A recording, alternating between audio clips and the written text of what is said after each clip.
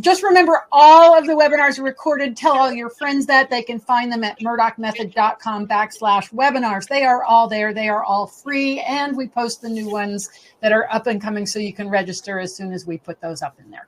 Today, my guest is Dr. Brent Barrett, and he is from Colorado, but then he moved to Florida, which is where I met him. And he's a vet and a farrier, and I'm not sure which one came first. So we're going to find out. The farrier part came first. Okay, that kind of makes sense. So thank you so much for making the time. I know we've been trying to arrange this one, and people are really excited about it. So can you just give us a little bit of background, since you're a farrier first and then a vet? I think that's like a really interesting way to go.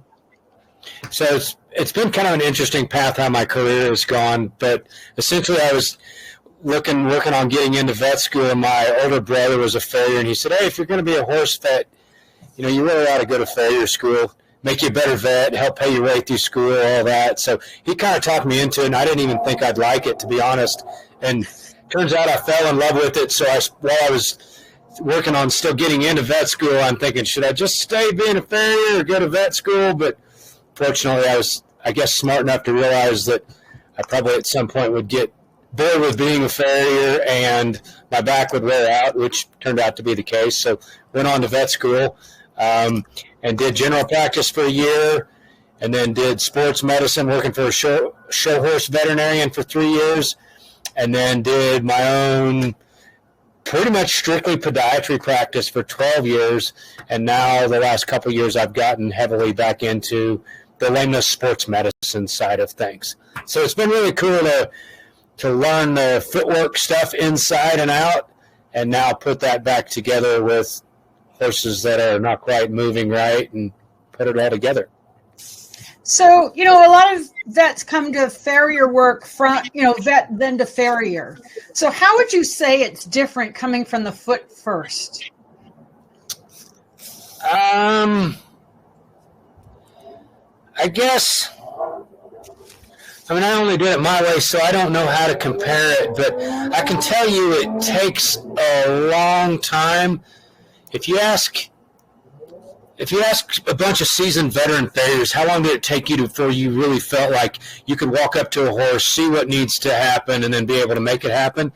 And a fair amount of them are going to give you an answer of about 10,000 horses, and so that will include barefoot versus shod. So my point with that is, I think that is really difficult to do if you're already a veterinarian, if you can't stop and take the time to just get a bunch of repetition, shoot horses all day, every day, just to get in the groove and the flow and learn how to nail up a shoe on a thin-walled horse that's prone to pulling shoes when, for whatever reason, glue-ons aren't applicable in that situation. Just kind of be able to learn how to do it all. So it was a little bit challenging for me also early in my veterinary career, because everything was horse and walk up, and I didn't look at their neck or back or shoulders. I looked at their feet. You know, so everything was all about the feet to a flaw, I guess I might say. So I had to get past that, but it certainly gives you a tremendous understanding of the biomechanics of the lower limb and how you affect that through shoeing, that you're not going to get as a veterinarian without that. You can do that in reverse, as part of the question is, become a veterinarian first, but and you'll get there. It just, I think there's a much longer learning curve, and I think your success early on as a podiatrist, being both a veterinarian and farrier, will be better off initially when you've got the farrier skills right there in line versus trying to quote unquote learn them along the way. So I don't know, does that answer your question? Yeah, it does, because you answered it with the number of horses that you needed to look at before you really understood a foot. So, yeah, so it's a little bit of a side note, digression maybe. Malcolm Gladwell has written several books, and I find him very fascinating. But one of them, the books he wrote, it was kind of based around the 10,000 hour rule. And whether you're a violinist in a symphony, or he even talked about Bill Gates writing code, that the difference between the people that have similar skill sets, but one excels to the very top of the pile is 10,000 hours of practice, work, whatever you want to call it. So if you factor in shoes and trims, that 10,000 hours probably puts you pretty close to 10,000 horses. So kind of a just interesting correlation, whatever that's worth. I love his books. I'm just putting his name in the chat there because he's such an interesting writer. He looks at things from a very interesting perspective, and For sure. Yeah, he's great. I've read several of his books. So yeah, because the other thing I'm thinking about too is the cost of getting through vet school means that you've got to get out and be making a living to pay back your loans. And if you're a farrier, you've already got the time in at a lower expense level, if you will, than a vet school. So you have the time to kind of look at all those feet. Whereas if you're coming out of vet school, you can't slow down necessarily to look at all those feet in the numbers that you're talking about. Yep, that's how I see it. And I when I look at my colleagues that are veterinarian farriers, I feel like, and I'm not picking on anybody, I'm certainly not going to mention any names. I feel like the folks that were farriers prior to tend to have a little bit more. I don't know if they have more success. I don't think that's the problem. I think it's probably easier for them, I guess is a better way to put it. It's easier. It's not so much work to get that package applied when it's not just simply gluing on a shoe. So that's what. Is it fair to say that as a farrier, you have a little bit more contact with the owners in terms of what you do and how they tell you it's working, so that you can understand as a vet when they come to you and say, this isn't working, there's a little more understanding of how that foot is impacting the way that horse is going and how that rider's experiencing that horse?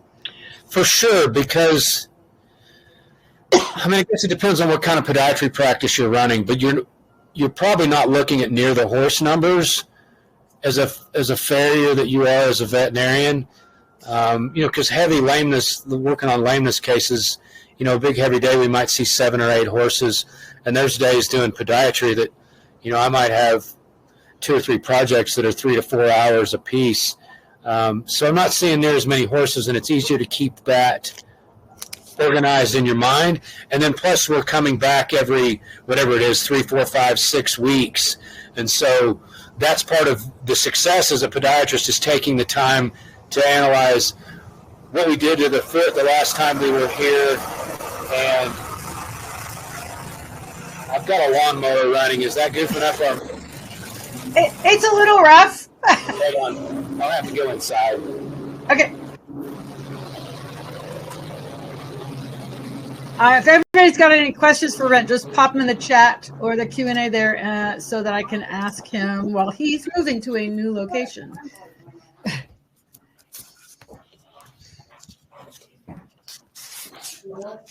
Okay. Can y'all still see me all right? Yeah, it's a little bit backlit, but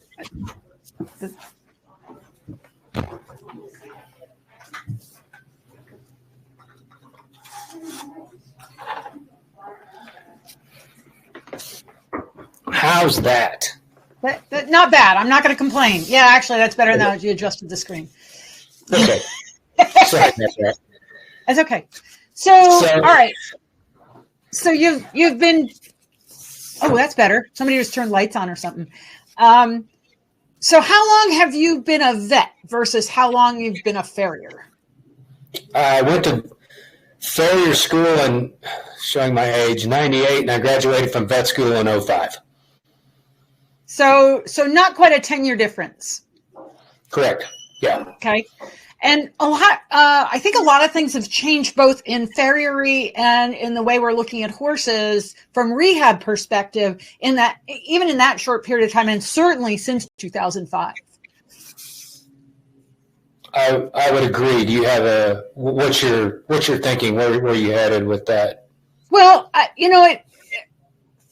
back in 98, how often were you putting a package on a horse and thinking about frog supports and maybe a glue on or, something other than a nailed on shoe? Not a lot, but I jumped on that pretty quick.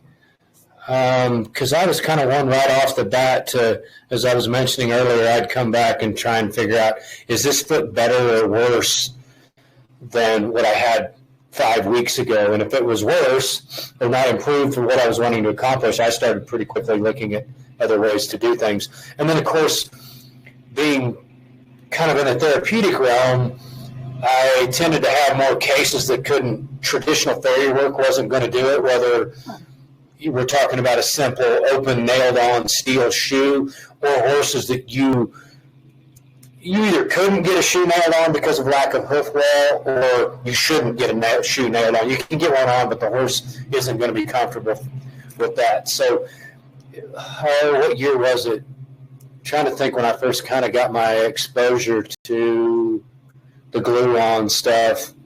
That was probably in 2000, before I entered vet school.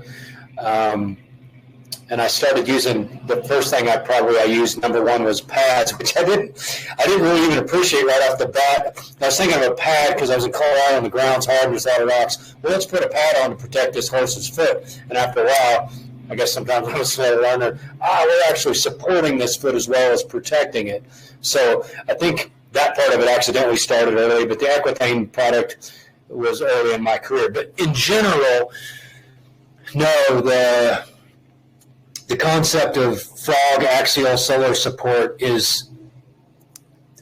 concept is not new. People have been using heart bars for not centuries, but for decades. But in general, that being addressed on a daily basis is fairly recent, in my opinion, because you would look at a lot of farriers that they might use some pads here and there, but other than that, they really didn't carry products to try and support the horses.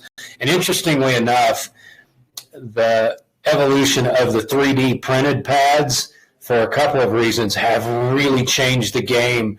I don't know that they've necessarily changed the game and is this way better than your traditional Castle frog support pad, but it's caught on. The marketing's been great, and I think people kind of love the phrase, I put on 3D printed pads. It just sounds cool, right? So that's been huge for getting this out there, and far more people. You can just go on Facebook following these threads now, and how many people are talking about using frog support 3D printed pads for these horses.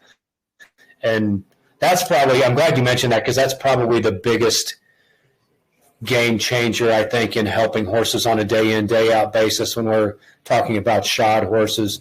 That and more look at trying to maintain a balanced foot, as far as, I'll just use the term balance around the center of articulation, center of rotation of the coffin joint is another way to look at things, which in a roundabout sort of way you can interpret as toes not being too long. You know, you've got your balance parameters and not having too much. In my experience, when that's out of balance, typically you have too much foot in the front half or in front of the coffin bone, which in a horizontal perspective, not how much foot you trim off vertically, but how much foot is out ahead of the tip of the coffin bone is kind of a little bit of how we define a long toe. That's the classic thing. The vet says, oh, the toe's still too long, and the farrier says, I can't take off anymore. Well, both of them are right, and that's because there's too much cranial foot on that horse. So kind of step sideways a little bit. I don't know if that answers your awesome. question. It's great. It's great. Just letting you riff is perfect. And then the other component of that, especially with hind limbs, is looking at identifying negative palmar plantar angles in the hind feet and its association with, in my experience, most specifically proximal suspensory desmitis, and then lower back pain, which includes lumbar, some thoracics, but of course your SI pain, and then gluteal muscle pain, apaxial muscle pain, that sort of thing. That all goes together, and of course eventually then affects your hocks and stifles and all of that. So from the therapeutic perspective, is there one thing, or I'm sure there's more than one, but what's the number one thing that you see the most from having to do therapeutic work on a horse, that if horse owners did different, you wouldn't have so much work? Sorry. So this is a question about the horse management? Yeah.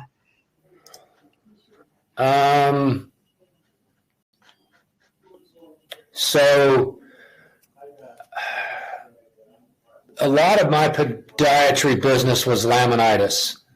And pretty much all of those horses were metabolic in one degree or another. And what I mean there is they either had Cushing's, PPID, and or whatever you want to call it, insulin resistance, insulin dysregulation, which the second of those was typically associated with horses that are overweight. And you can have insulin resistance without having PPID. The two are worse when they're together, but I think probably weight management in my practice was the biggest issue. That was almost all of my work on. We had to start addressing the diet changes and management as far as exercise when we could.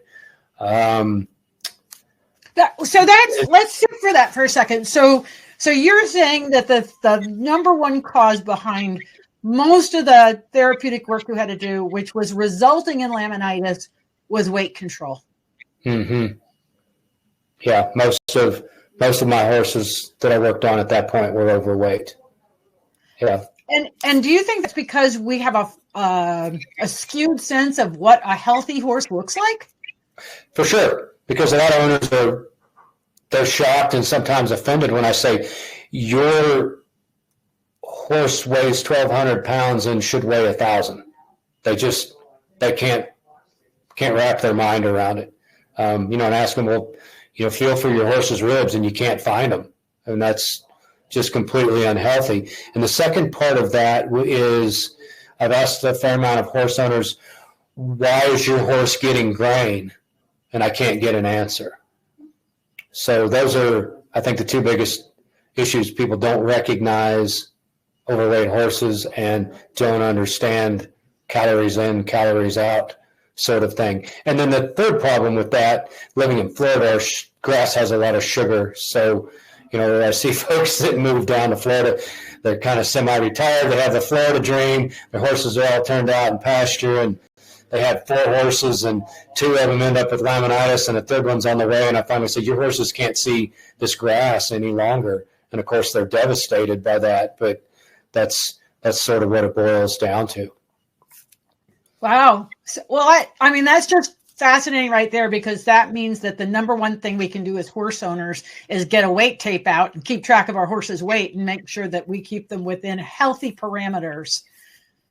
I agree. The other thing I'm trying to advocate more of is getting your horses tested at least annually for your metabolic issues. And that's kind of a long discussion. When do you start that? Do you need to do it once a year? Which tests do you run? How do you run them is a biggie, because the industry standards for testing both for Cushing's and for metabolic syndrome, I have found a lot of horses that test normal under the normal protocols, but we do a more advanced or specific testing, and sure enough, these horses do have IR or Cushing's, and that plays into the fact that I'm there because the horse has sore feet.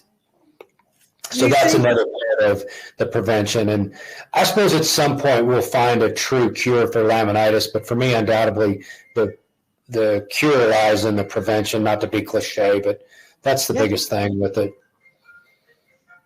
Okay, so I'm going to ask a side question on this, and I know we're kind of going down a rabbit hole, but do you think that the reason we're having so many problems with overweight horses is genetics or management? In other words, we've been breeding horses for specific traits, but not paying attention to other things. Certainly. And you also have to think about where the horses live and what their body structure is, or what their metabolism, I guess, is designed for, and then how we're not only what we're feeding them, but their workload, right? Because horses are basically built to be in the wild, at least initially, where they don't have access. A lot of times they don't have access to food 24/7, or the amount of food that they're given now. And if they do, it might be in the summertime. If it's a wild horse that lives in somewhat of a mountainous area, more access to grass in the winter, or in the summer, so their bodies are used to, okay, I get to flourish in the summer and not so much in the winter, but now we feed them heavy year round sort of thing. And they're also not moving, having to search for the food. And this is a little bit of a side note, but one of my colleagues, a veterinary dentist here in Ocala, she is trying to kind of put together a business of building track systems around the pastures. And I know she didn't invent this. This is other people, but she's working on it heavily.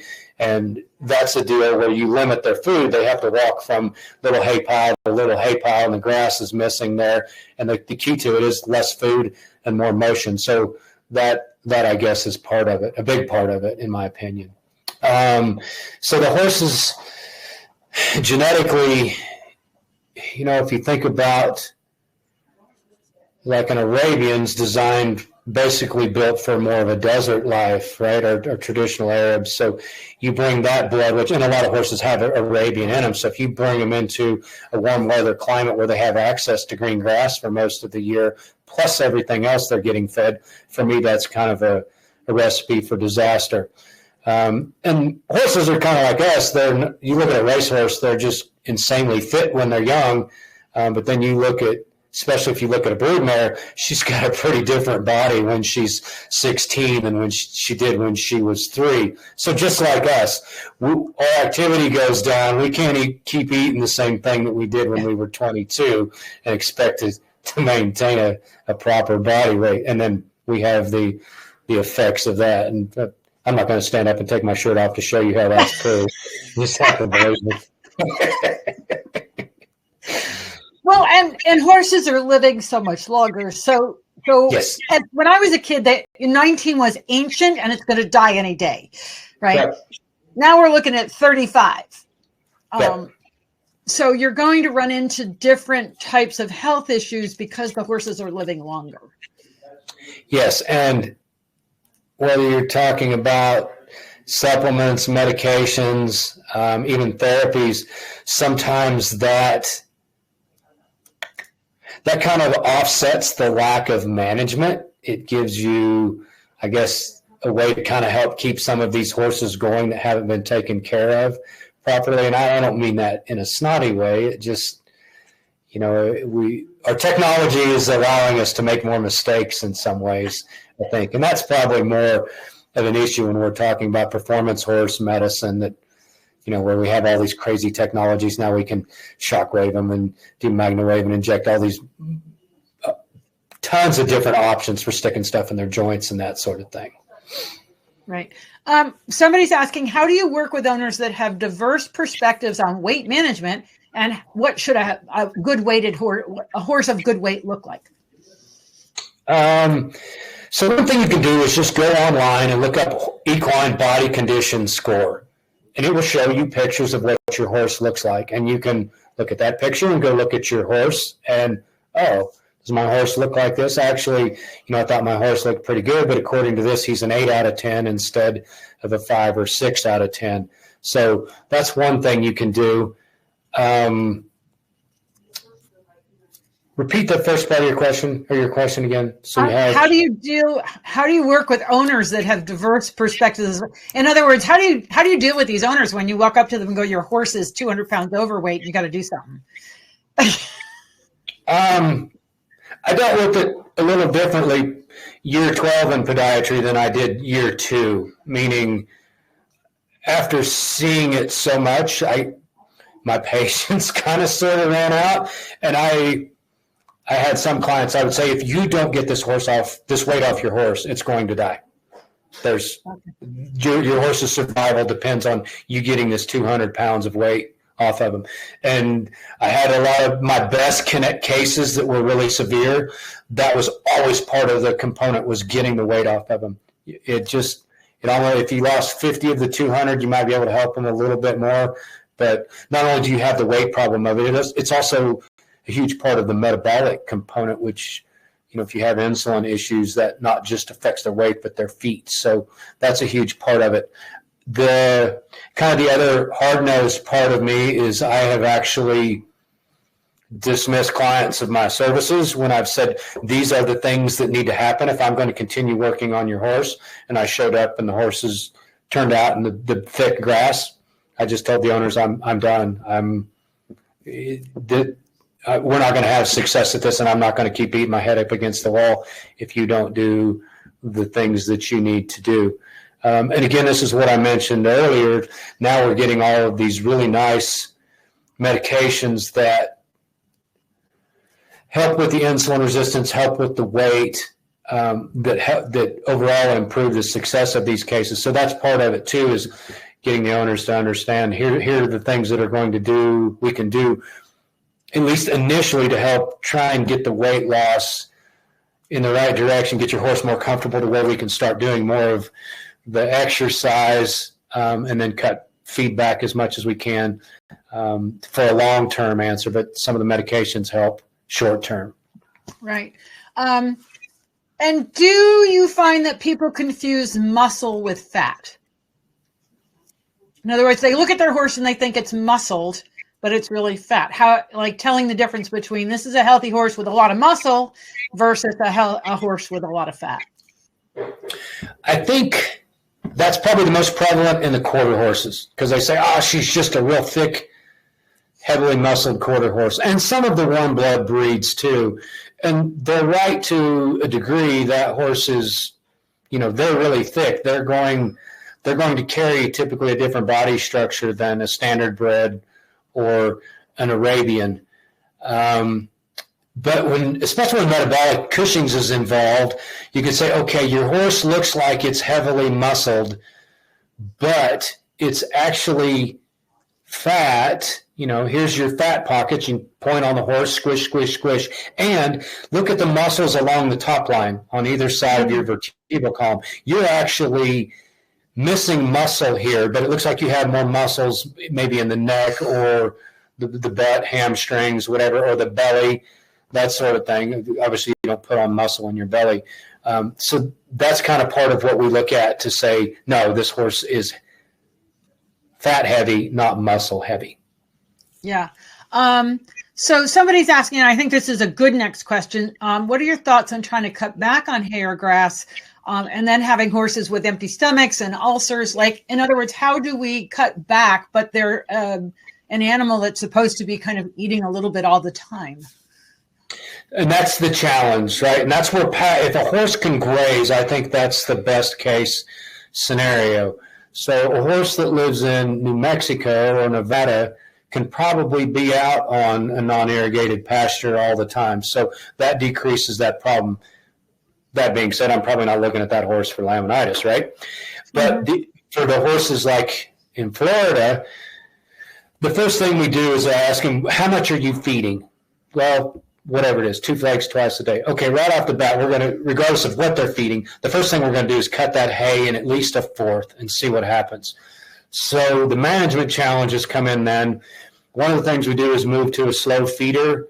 Usually it's a net if we can do it, which there's another discussion, because you have to be careful with those, because a lot of horses are going to start, if you hang it on the stall wall, they start twisting their neck to get the hay out of it. So if they do this all day, every day, now you have an occupational hazard, what occupation being they're eating, a repetitive motion issue. So you have to be careful with that. And sometimes we try and figure out ways, can we hang this in a different place in the stall so they reach from the left one day and the right from the other day. So anyway, you cut that hay back cut it back by a quarter or a third or even a half, sometimes whatever we're doing. And if possible, then we spread those feedings out throughout the day. So instead of getting fed twice a day, they may get fed 4 or 5 or 6 times a day. And if it's in a barn where you have night watch, maybe that horse actually gets some more hay at midnight. So that helps keep the insulin levels from running up and down, spiking each time they get food. And then along those lines, we have a lot of horses that we soak their hay, and that's, again, another whole discussion as far as how do you get it. Some horses, they don't want to eat it and that sort of thing. So you have to work with that. But that significantly drops the sugar load in the horses and helps kind of buy you some slack or insurance when you're trying to fight the sugar levels and insulin levels.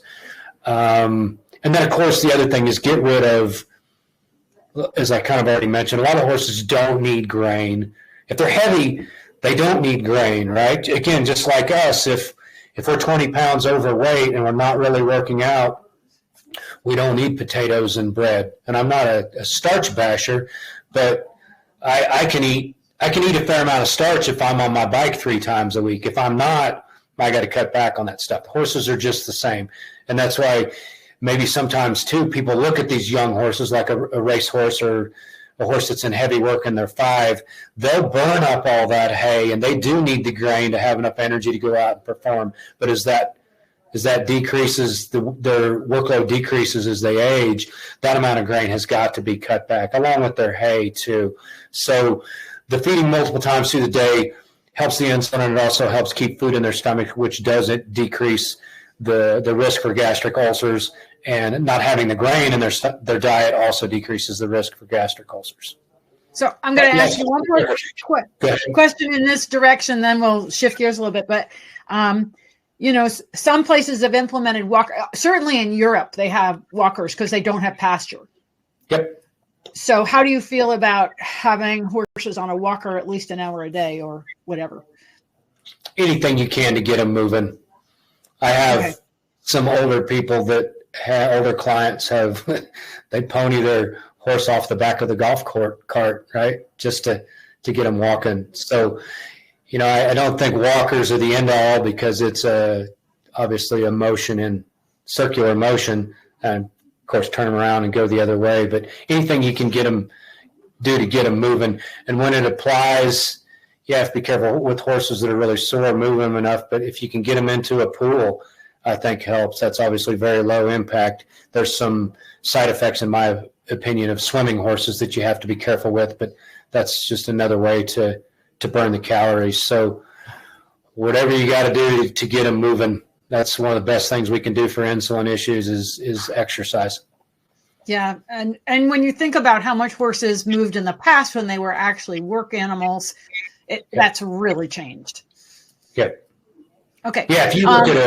If you look at a working ranch horse that however many days a week they're out working cattle all day, that horse is going to burn way more than, even a barrel horse, similar breeding, similar structure. The barrel horse that gets worked 3 times a week for however long, 30 minutes and a couple runs on the weekend or whatever. So those horses have to be managed differently. Great. So I missed this question, but let's go back to frog supports for a second, because there's a question. Do frog supports help frog growth or the overall health of the frog? That's a cool question. And I spent a lot of time looking at there's a ton of different ways to support a frog, and how much and what type of frog support.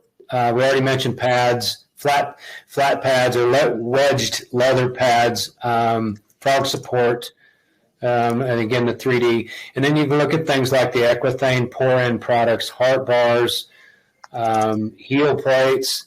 You can put dental impression material under your pad. You can put Equine under your pad, and there's different densities of all these things.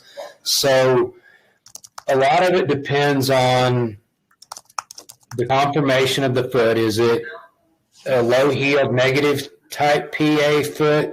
Is it sort of in the middle of the road, or is it a club foot? And the club foot, you've got a weak little atrophied frog that's way down between the heels. So frog support probably isn't going to benefit that foot near as much unless it's more forced. So a flat leather pad with something under it is not going to engage the frog on that type of foot near as much as the support that goes clear to the ground, like with a frog support pad. I don't know if that makes sense. I've got a whole lecture on this. So that's one of the arts, or I felt like was the art of what I was doing, was trying to figure out what type and how much frog support this horse needs. If you have sore coffin joints and you load up the frog, sometimes you'll come back, or the owners will call and say, hey, they were happy in this setup for 2 weeks and now they're not. You have to determine, was it just too much frog support, or was it too much frog support for that horse at that point in time when they had sore coffin joints? So are we changing the frog support and letting the rest of the shoeing changes, see if we can address the coffin joint issues, or do we need to actually go in and medicate the coffin joints, which we do a fair amount of time, because in my opinion, that helps speed up the process when we know we have some coffin joint synovitis.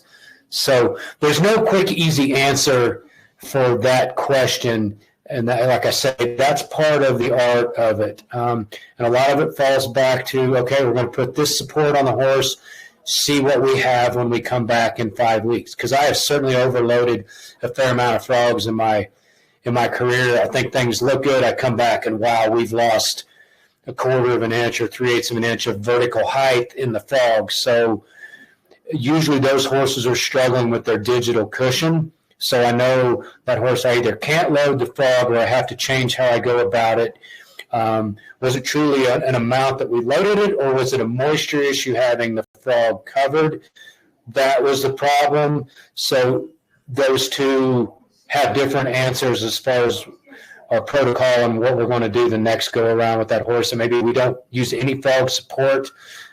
Sometimes we'd put on a hospital plate so everything was removable. The owner could pull that off twice a week and maybe hit the frog with a torch to dry it out, apply whatever drying agents you want to use, and put it all back together. And that's obviously going to be more of a rehab type protocol than a horse that's in heavy work, because hospital plates aren't necessarily conducive to that. But I could kind of keep rambling, but I don't know if that kind of answers your question. It leads me to another question, and I think actually this question, I don't think I've ever asked anybody. Like, if you have a horse with a poor digital cushion, is it possible to make it a healthy digital cushion, or at least improve it? Is it like, can shoeing do that? Can frogs? Is it just the genetics of the horse? He's got a poor digital cushion. Can we change that? So your digital cushion failure, typically, if you have 1 foot that's high and 1 foot that's low, obviously your digital cushion is going to want to fail on the low foot sooner. So is that a genetic thing? Yeah, probably. Then you can get into the whole discussion of how they graze when they're foals. You get a high-low foot from that, and the issues they have coming out of the birthing canal. There's thoughts with that, and this is another rabbit hole that I have no evidence on. But we've got the whole thing now. We're really looking at equine necks, and I have a lot of questions on the neural component, the neural input to the foot and the frog, and the digital cushion, on how that plays out. So I'm curious somewhere down the road to find out, can we address some of these neck issues and either engage for the first time or re-engage differently the frog and digital cushion and see if we can get some response. I don't know. But can you return some of them? I think you can improve a fair amount of them. And is the best way to do it with a heart bar or a frog support pad? I don't know. Is the best way to do that with a bare foot? I don't know. Some of them, a lot of them, it is just trial and error. I do think there's probably a lot more horses could be rehabbed barefoot than what we're giving credit for. I didn't do a whole lot of barefoot work simply because so many of the feet, I live in Florida where it's wet, so many of the feet that came to me were just trashed. And even though we're trying to fix the digital cushion, we have a total capsule issue that needs to be rehabbed. We have no sole mass, and the walls are weak and crumbly. And if you turn that horse out, or even just pull their shoes sometimes in the middle of the summer especially, you might not have any foot in 3 weeks, and now you have another problem, because I've seen it, I've done it, I've worked on horses that other people have tried that. So you have to kind of pick your battles. How you address that foot for me in January is different than how I address that foot in July. So yes, my answer is yes, you can help some of them. I think there's a lot of them that once they get past the point of no return, and that may be some of the neural component of it, I've had horses I can't make any difference in the back part of that foot. So you bring up a really interesting point, and since you're from Colorado and you live in Florida, those are two very different environments. And so, I think sometimes we underestimate, I've heard people make recommendations, but they're making it from their environment and not my environment or the person's environment. Talk about environment and how much that influences feet and what we really need to be thinking about in that regard.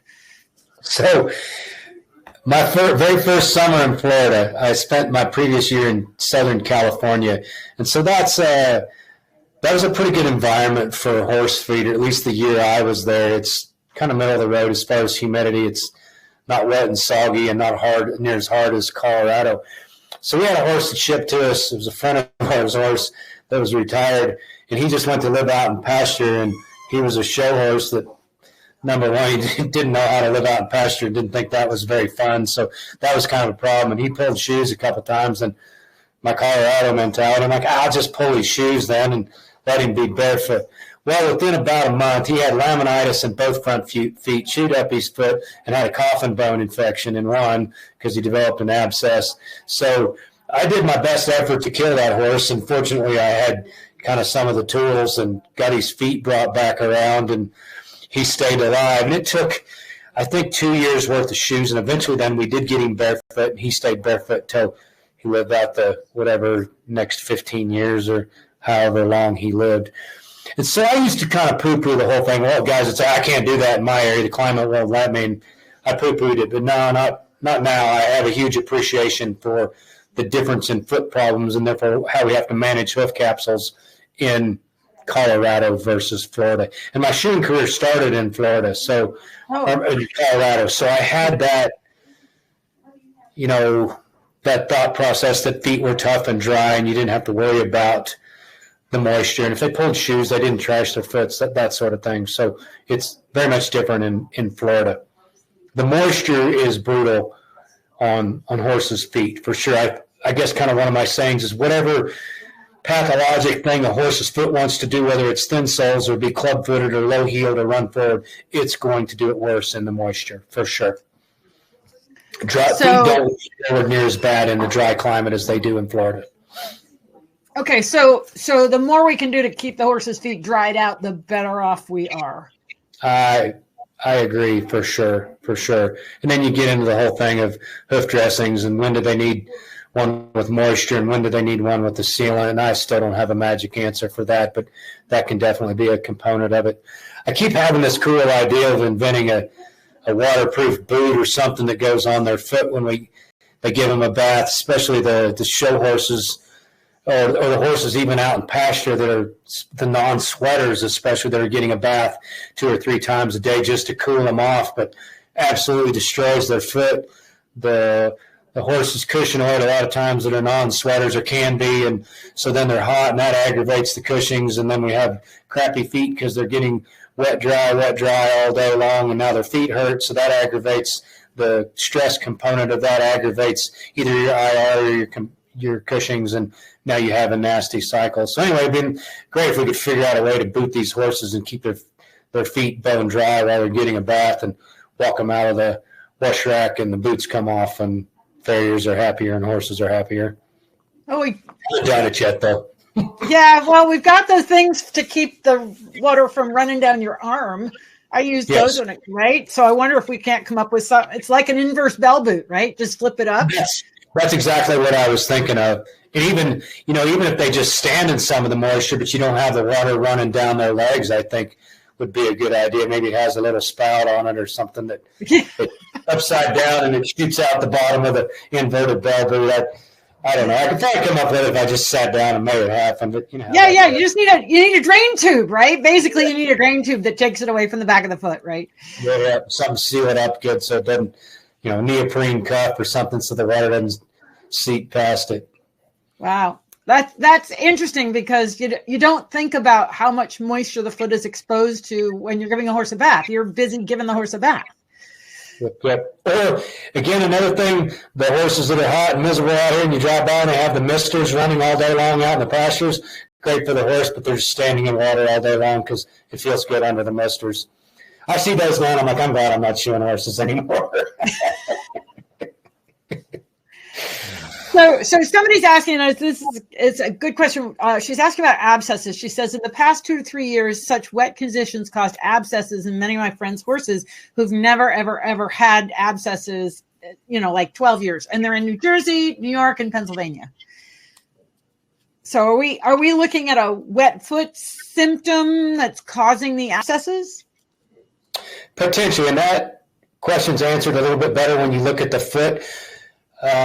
Is the foot flaring, dishing more, which leads to thinner soles and therefore not as much you lose your tightness in your laminar hoof wall junction, so that can make them more predisposed to abscesses. And then if your soles are thinner, they're a little bit more predisposed to a bruising that could turn into an abscess or even a minor puncture. It's a lot easier for a foreign body to get through a 6 millimeter sole than it is a 14 millimeter thick sole. So that's part of it. And when the foot gets bigger when it gets wet. I mean, that's undoubtedly the case. So that compromises all of the integrity of the structures that prevent the abscess from happening, if that makes sense. That answers your question. Yes, so I'm looking back, I have way more horses with abscesses in Florida than we do in Colorado. So that I guess I didn't realize that when the foot is wetter, it gets bigger. It makes sense. It kind of swells, right? Yep. And so when it swells, that loosens the juncture of the hoof wall to the lamina? Yes, it does. It does. At least maybe not high up in the foot, but you're going to have a more distorted, stretched white line, typically all the way around in the front half of the foot in a horse in a wet environment than you do the horse in Colorado. Yep. So I guess that leads me, there's a lot of horses that live in snow. Yeah. So are we looking at the same kind of thing, or is it because it's cold and frozen that we don't get the same? I think it's similar, but I think you're exactly right. I do think the freezing and it being snow versus water, and I know some of that snow is going to melt due to the heat from the horse's foot. However, when I was in Colorado, how often we would have to pick the ice out of the bottom of a horse's foot before we trimmed it, and that would be in a barefoot or a shod foot, either one. So it doesn't just melt it all off and make the foot turn to mush like we do in the water moisture. It's kind of interesting. My brother lives in Kansas, and as I already mentioned, he's a farrier too. And for several years, he would have horses come down to Venice, Florida, right there on the coast, south central Florida. So, again, a fairly wet environment. And he would come down on these 5-week schedule, and we'd go shoe those horses together. And every year he'd comment about, I can't believe how quickly these horses' feet have changed just from being here in a few weeks. And that was part of what he was saying, is the shoes that fit the first time would be too tight. The shoes that he applied in Kansas could be reset, but a lot of times we'd have to open them up and reshape them a little bit as the foot started to move and distort when they got to Florida. And those are horses that are in stalls. They're not getting turnout and don't have effects of the morning dew. And this is also in February, typically, not the rainy portion of the year. So just the difference in humidity from Kansas to Florida, he could see a dramatic difference in the horse's feet in just a matter of weeks. So we both think that was really interesting. We saw that year after year. So this leads me to an interesting question about winter laminitis.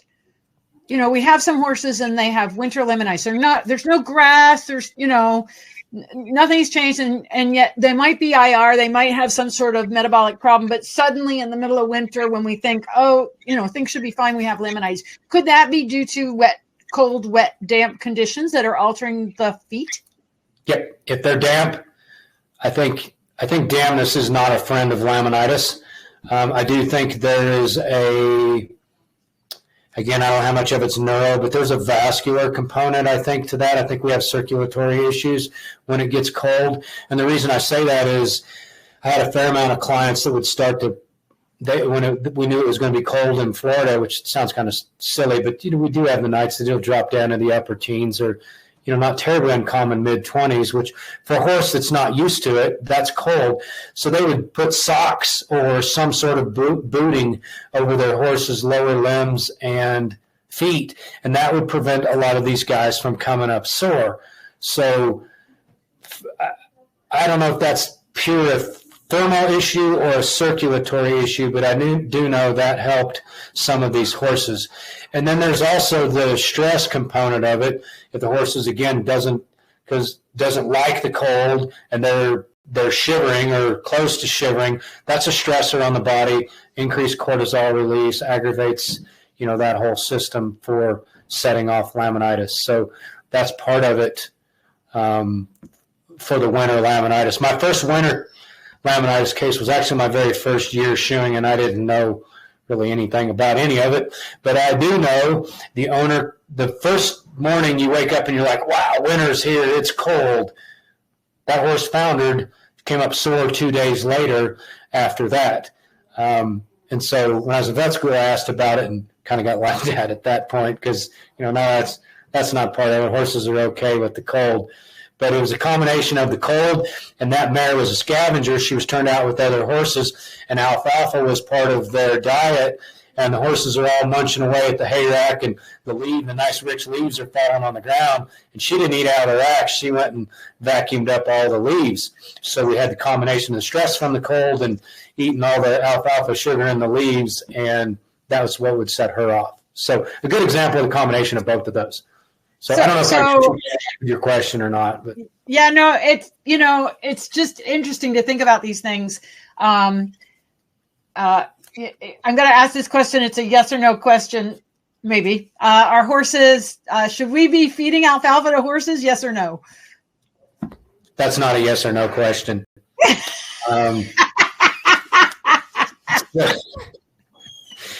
How many yes or no questions are there in the horse world? Right? Yeah, there aren't any yes or no questions. Well, are horse people crazy? Yes, we're all crazy, right? That's one of the few. Do they take a lot of money? Yeah, that's a yes question. So, people, if you look on paper, theoretically, alfalfa is lower in sugar than our grass hays. When it comes to looking at just that. However, there's other starches that are higher, and they're also certainly higher in protein. Well, protein isn't the direct cause of laminitis issues, but when you have an excess protein in your diet, you're going to do something with that. So that's excess energy, which can create a problem. What I always tell people is dairy cows that need as much protein and energy as they can to produce as much milk as possible. I haven't been around dairy cows for quite a few years, but when I was around it, all the hay they got was the best, the richest alfalfa hay you could get. So if you take that simplistic thought, why does that make sense to feed to a horse that is having weight issues?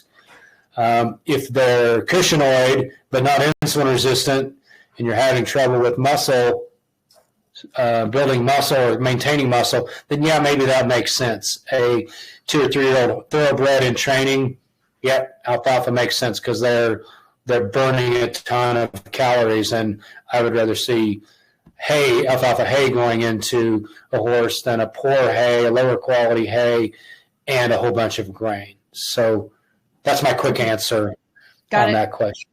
All right. So let's talk about Colorado environment, which is dry. Yep. Are cracks a result of the dry conditions, and how would you treat them? That's kind of funny because I don't really recall treating a lot of cracks on my feet when I lived in Colorado. If I did, it was, I guess looking back, it would be the times of more moisture. I don't feel like the summertime when it wasn't raining much that I had cracks in the feet. Let me shift that question a little bit. What do you think is the greatest cause of cracks in horses' feet? Moisture, and probably imbalanced feet, not necessarily medial-lateral imbalance, but horses that are not being trimmed often enough. The more the foot grows out, the longer that lever arm gets, so a little distortion turns into a lot of distortion.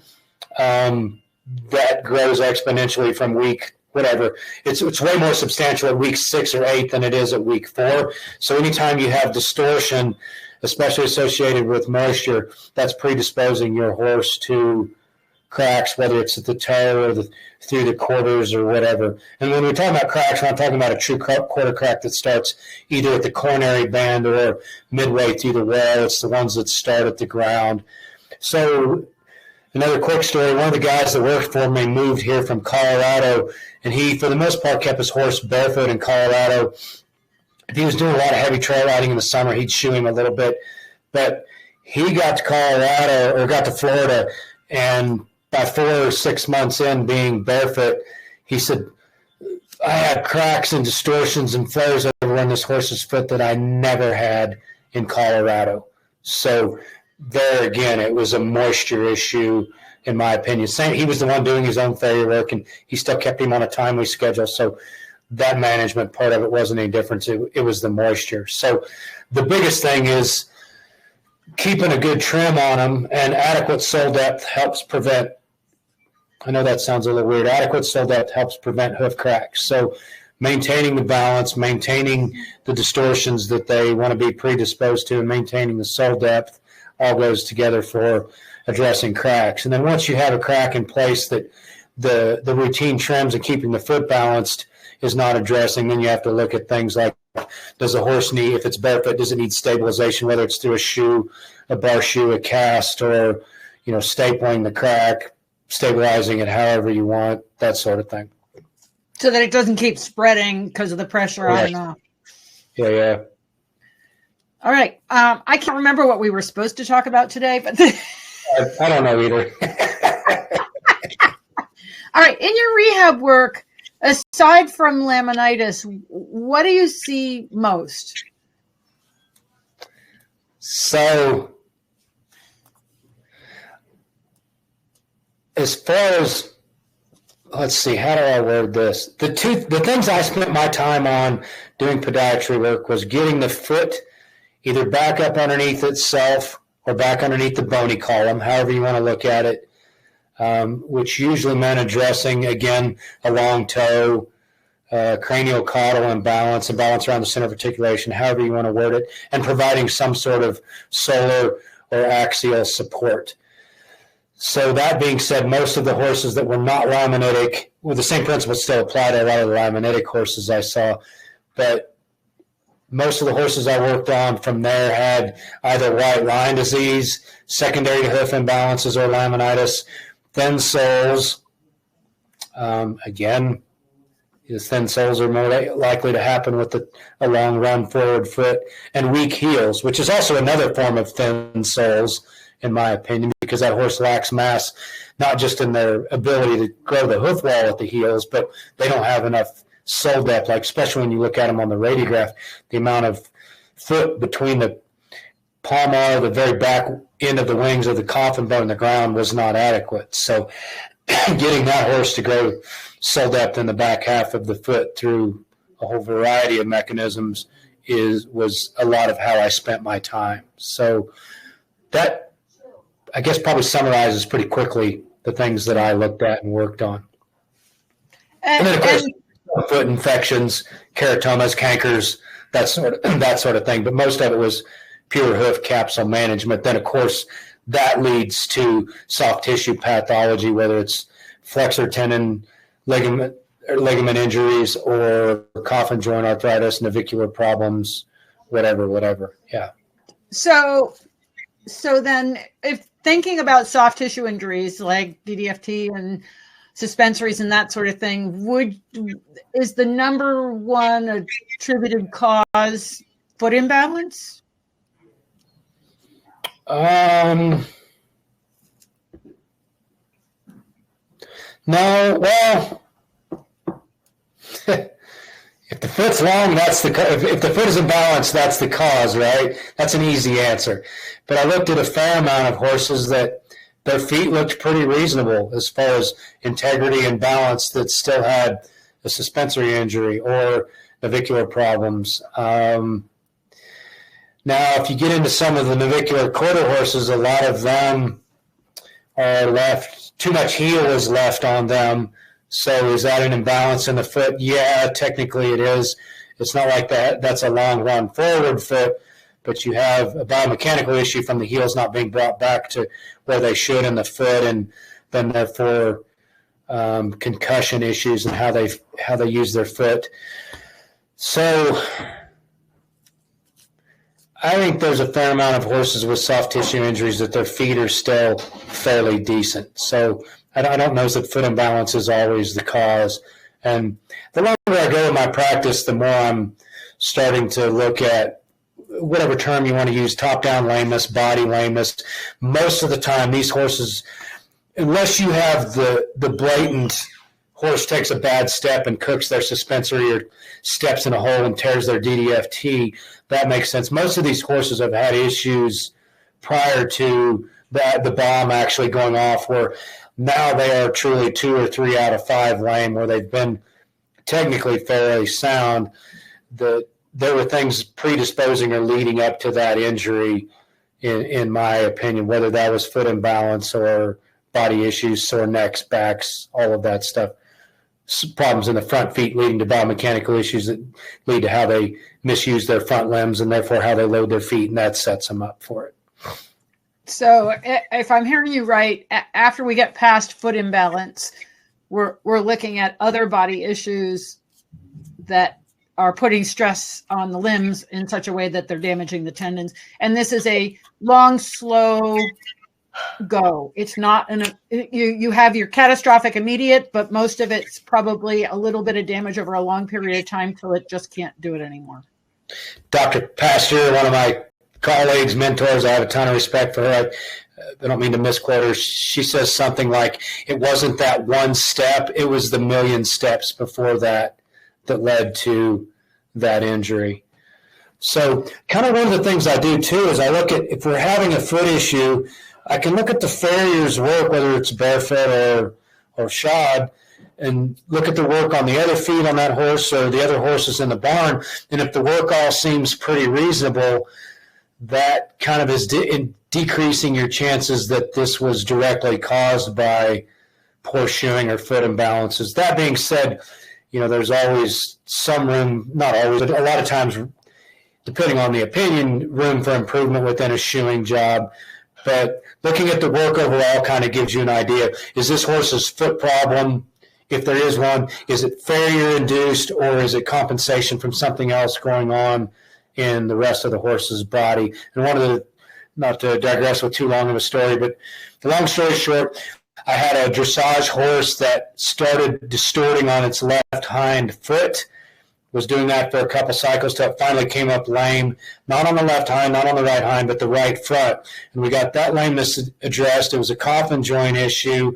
And a couple shoeing cycles later, I noticed, wow, this foot's now coming back up underneath itself, and the distortion has stopped. And it stayed that way for almost a year. The left hind foot started distorting again. I said to the owner, I've got an idea. Let's inject this right front coffin joint again. We did. Same thing happened. That left hind foot distortion started to decrease, and it came back up underneath itself. Those two structures are a long way from each other, and it gave me a great early lesson of how much an issue anywhere in the body can affect something else in the body, regardless of where the two are in relation to each other. So what I'm hearing is you have to be a bit of a detective and not take for face value what you think is the problem, the hind leg, because it's actually a compensation for the front. Yep. And obviously, if you have an acute severe lameness, the horse was good on Tuesday and now lame on Wednesday, you do kind of need to figure out what structure is damaged and what we need to do to manage that, whether it's rest or different workload or medication or whatever. But for me, rehabbing these horses, it's critical to go over the rest of the horse and find out where else is this horse sore and what does it need from there. Does it need different shoeing, some sort of therapeutic shoeing? Do we need the chiropractor and acupuncture to come out, or the osteopath or the orthobionomist, or do we need to use Wendy Murdoch Surefoot pads more and help establish this horse's proprioceptive and balance?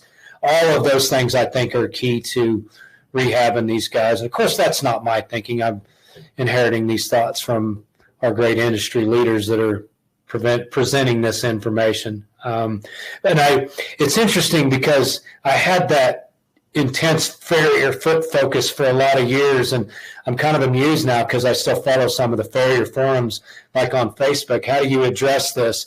And you shoot a foot differently, trim the foot differently, and now my response is, well, that's probably part of how you address it, but let's look at why this foot is changing.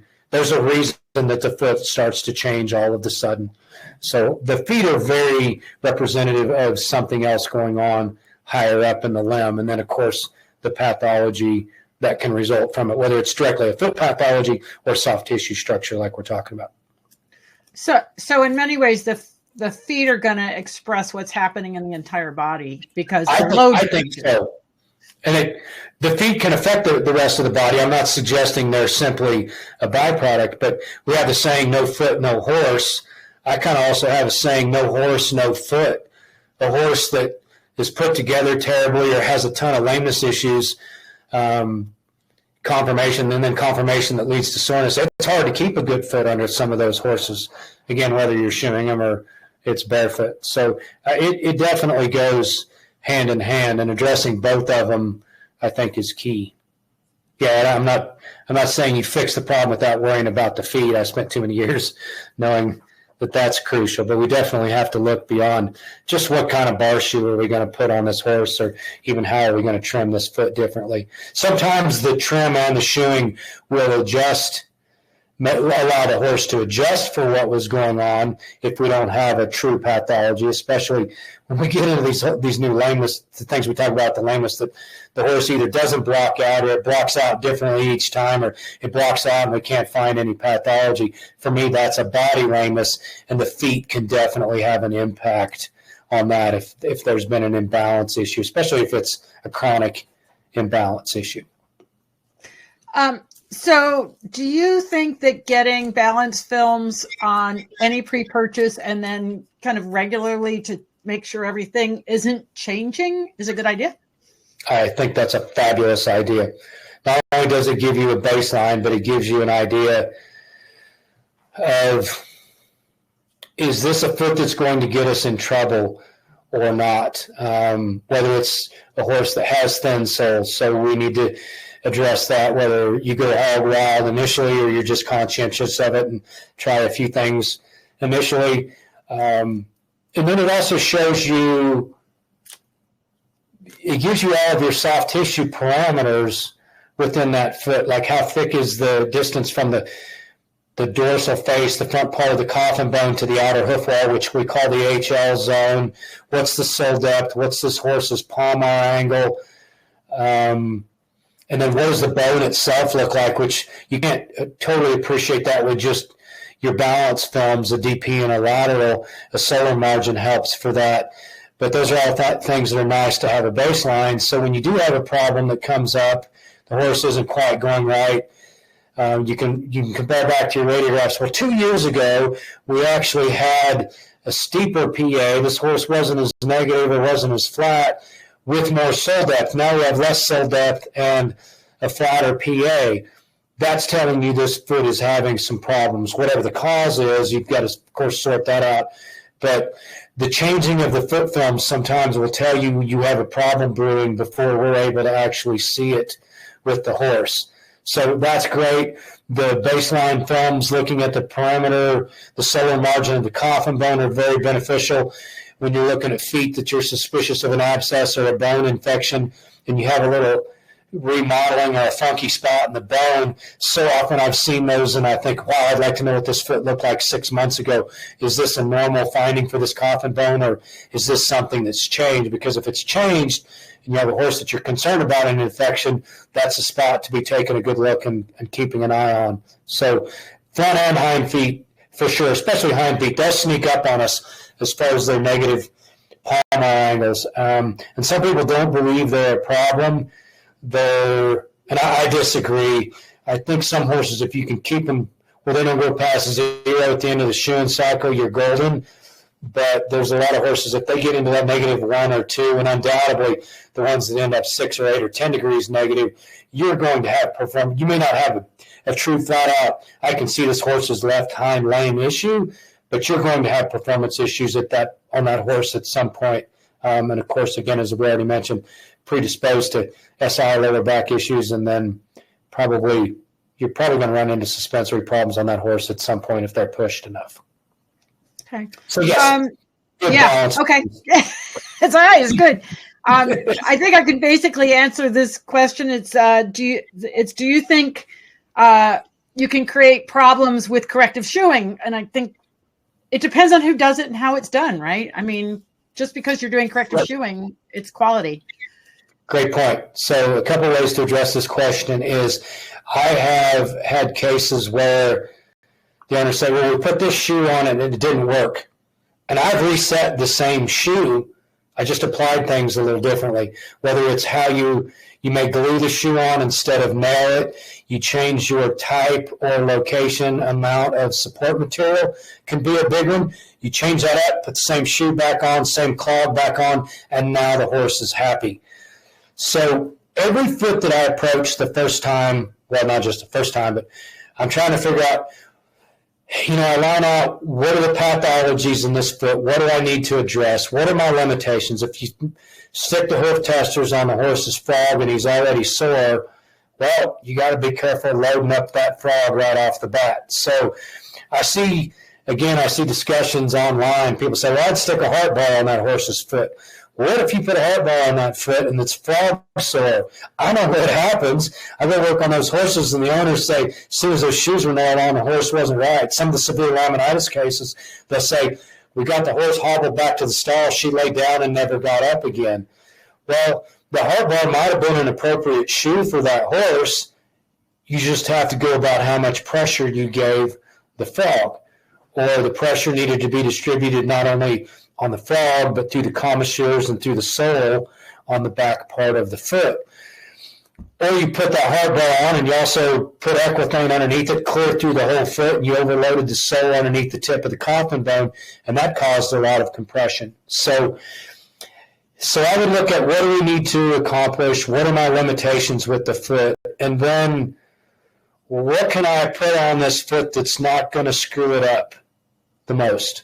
What shoeing apparatus, if we're going to put a shoe on, is going to cause the least side effects? And then, because everything you put on a horse has side effects to some degree or another, it's just how bad are they, how manageable are they? And I had a lot of them. I'm thinking, I'm going to get away with this for 2 shoeing cycles, and then I've got to come up with a plan B or a plan C sometimes. And sometimes I was right, it'd be 2 shoeing cycles, sometimes fortunately not very often, but it might be 2 days or 2 weeks. And like, well, that didn't quite work. Go back, figure out, what did I do wrong? What happened? Sometimes it was an error on my part, and sometimes it was just the nature of the beast. So kind of have to figure that out. So that's a key to it, is figuring out what is the appropriate package for this horse. And what might work on this horse now, as I'm saying, might not work in 4 months, or vice versa. You could put a shoe on a horse that's not going to accomplish what you need to do now, but it might, once you get some let's say some integrity in the digital cushion and the walls in the back half of the foot, now they might be ready for this other type of shoe, or they might be more ready to go barefoot that would have got you in trouble initially. So for me, that's again, the art of therapeutic work, is figuring out what needs to happen, how we're going to do it, how we're going to keep ourselves out of trouble. So I think the moral of the story is, pardon? You can't armchair it. Nope. It depends, and you've got to listen to the horse. For sure. If the horse tells you they don't like it, you didn't pick the right thing, or you didn't put it on right. One of my most frustrating things is somebody sends some radiographs. I'm doing a consult. Can you tell my farrier how to shoe the horse? Well, I can tell you the things that need to change according to the radiograph, but how to make that happen on the horse's foot, I can't tell you that without being there, seeing it, smelling it, just get a feel for it. I don't know how often I'd look the horse's foot over, I look at the radiographs, and then I walk back to my truck and wander around like a lost idiot for 10 minutes, opening and closing drawers and just standing there saying, all right, something come to me, brain. I got to figure out what to do on this horse. And it always did. Sometimes it was 30 seconds. Sometimes I'd have a plan before I got to the truck. And sometimes I'm dragging shoes back and forth and absorbing the information that I didn't even know I was absorbing. And finally, okay, here's what we're going to do. And fortunately, most of the time it helped. Not always. So just, there's a feel to it too. And sometimes it was even just, I don't know, Holy Spirit or intuitive or whatever. I don't know why I think this is going to work, but it is. And it's super cool when it does work, and then not so cool when it doesn't. I'm not sure I'm going to say this quite right, but I have friends that are also professionals and very good at what they do. And they're very good at what they do because they have studied what they do for a very long period of time.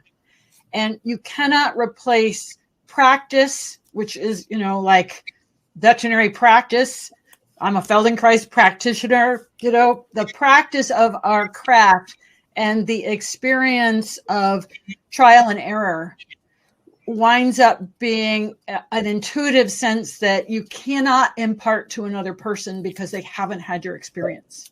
Yep. And the key to gaining the wisdom from that experience is being able to slow down enough to be in the moment, to absorb, to notice and absorb, and let those small details get into your brain and be part of the thought process, whether it's, here's what I'm going to do now, or here's why this didn't work. For me, that was crucial. Fortunate to have the Y chromosome. I can't multitask so well. So I had to force myself to just be in the moment and give this horse my undivided attention right now, and get off the phone and take the time. It got frustrating for me at times that I'd spend so long on these horses, but I had times that I tried to speed that up, and sure enough, I'd miss the details and not have the success that I needed to. So I quit worrying about how long it was going to take. So yeah, you can't teach that. You can teach people the things that you're looking at that don't come from a textbook or a lecture, just the subtle things, and that's where the body work. Appreciating what's going on in the rest of these horses' bodies is so fascinating. Just the little things they do during your exam, their posture. I mean, shoot, even walking up, you get a lot of information walking up to a horse for the first time. How are they standing there in cross ties?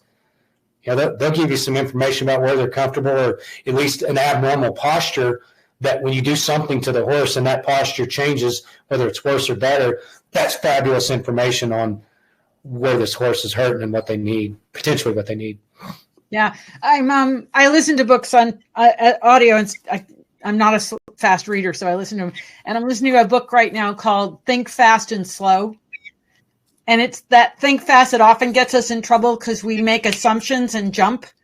Whereas when we have to stop and actually use our brain and like you say, you have to walk back to the truck and you have to pull out a bunch of shoes. You're in that think slow part where you're getting to kind of put together the data that you've gathered rather than just making a snap decision.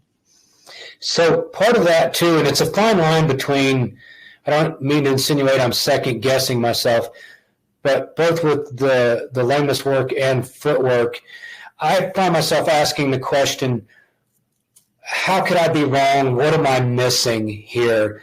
And not just jumping on the first thing that I think. And that, of course, chews up time, and you have to be careful it doesn't send you down another rabbit hole, of course, but I think that's crucial in gathering as much of the details of the picture as you can, is how could this plan go wrong? And obviously we know how it's going to go right because that's what we're doing, but thinking about it from that perspective helps me a lot. I don't know if that makes sense or not. It makes total sense because, like in science, so often we're trying to prove our hypothesis right. And my mentor was James Rooney. He was one of my professors. And he always talked about, you're better off trying to prove it wrong. And if it still holds, then, okay, you've got something. Yep. And I always say, this is what I think. I'm happy to be wrong. If I'm wrong and we have the right answer, cool. Let's go with the right answer and help this horse. No big deal. Yeah. Awesome. Well, I'm going to let you go because I've got to run off and I've got another meeting later this afternoon. Brent, this has been so much fun. I have so enjoyed talking to you and having this conversation. I hope you'll come back again for another one. Absolutely. Great. And I'll be down in Florida in December for the AAP. Cool. Thank you very much for having me, Wendy. So great. Thanks, and have a great day. And thank you, everybody, for joining us. And just tell all your friends, these are all recorded and available on wendymurdoch.com/webinars. They're all free. And you can see the new webinars that we're going to be coming along with posted there. Thanks, everybody. Have a great day. And thanks, Brent. Thanks for tuning in. Bye. Bye.